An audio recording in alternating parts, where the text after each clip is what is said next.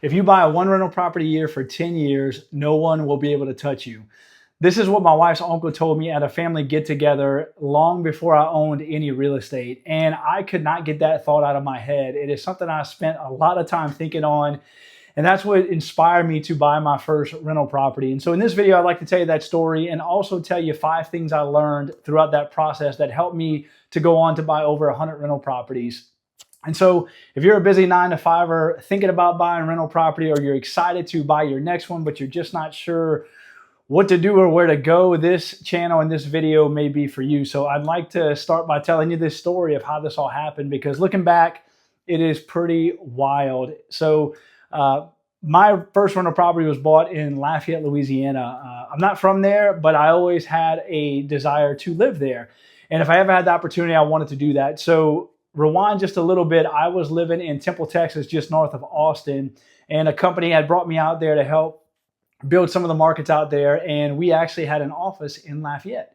And the time had came where I had the opportunity to move to Lafayette if I wanted to do so, and I wanted to do so. And so my wife and I started looking for property. We said, hey, we're gonna buy our first piece of real estate. And so we came down, we started looking at properties, and didn't have a team, didn't have experience, didn't know what we were doing or even where really to start within the city to buy some property.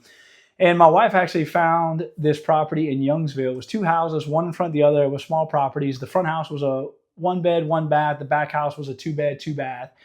And they needed a bunch of work.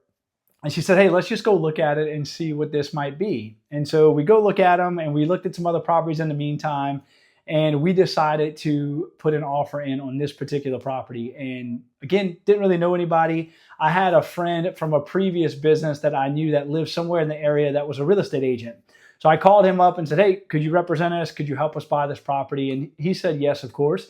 So we write this purchase contract up. I believe the purchase price was $126,000. Again, this is before real estate prices went absolutely insane through 2020 and beyond. And so $126,000 was the list price.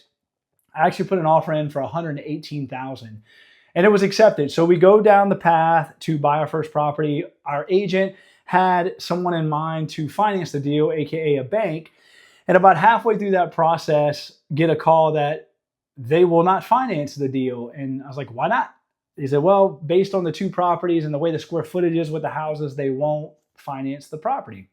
And as you can imagine, I'm kind of freaking out. Never did this before, let alone get turned down by a bank to buy this property. And maybe you don't know, maybe you know, purchase agreements have time frames where things need to happen, closing dates and all of that. If you don't hit them, some things can happen where you could get penalized or potentially even lose the deal.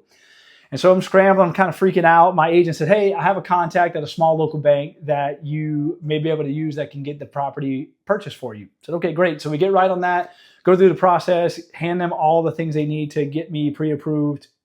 And we go through and we end up financing the deal with them, which turned out to be awesome. So I learned quite by accident how powerful financing, specifically with small local banks and commercial financing, was. And so out of these 5 findings, the first thing I'd like to pause for a second and just say is make a decision.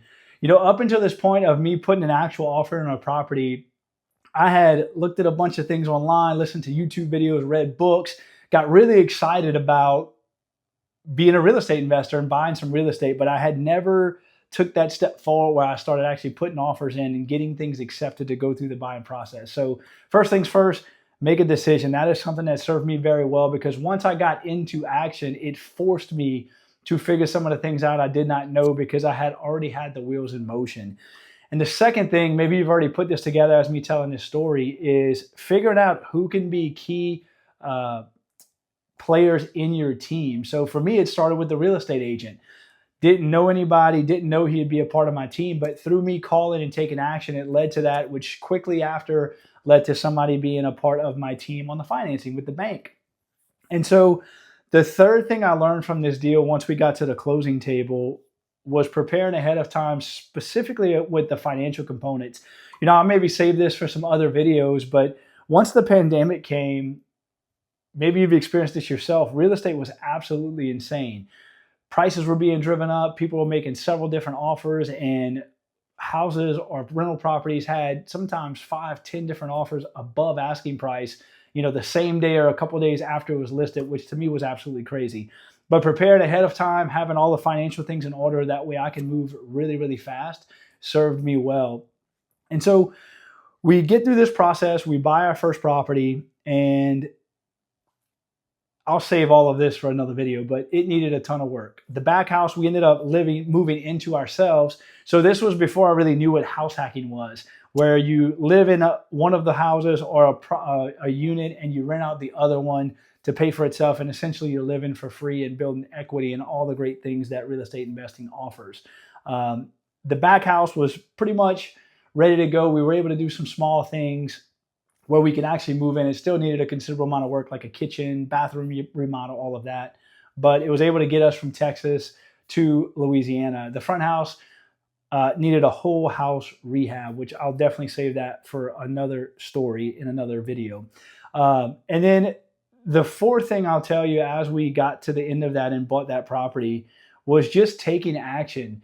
You made a decision and then you put yourself into forward motion, which this allows you to kind of think on the fly, put into action some of the things that you've been learning about. And lastly, I'll finish the video here.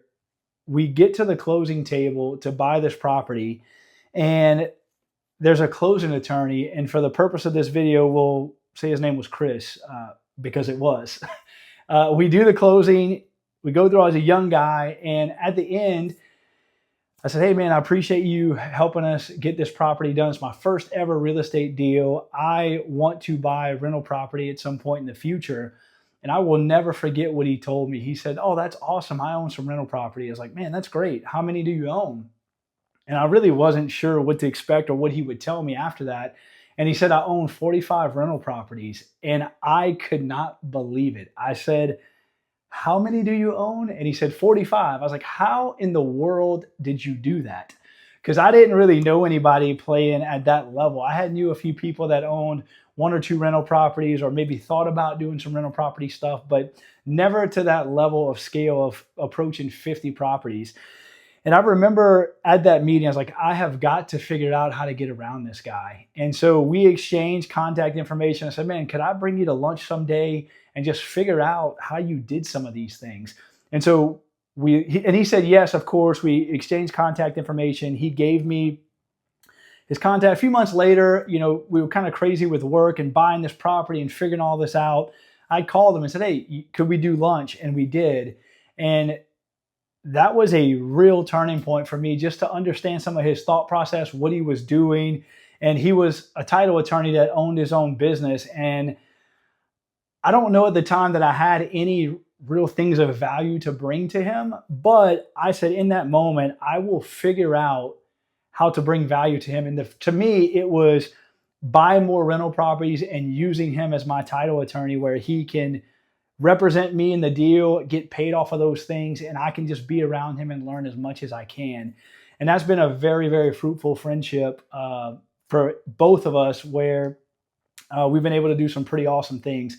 And so number 5 in this deal of the learnings that I found through my first rental property is just telling people what you're doing or wanting to do.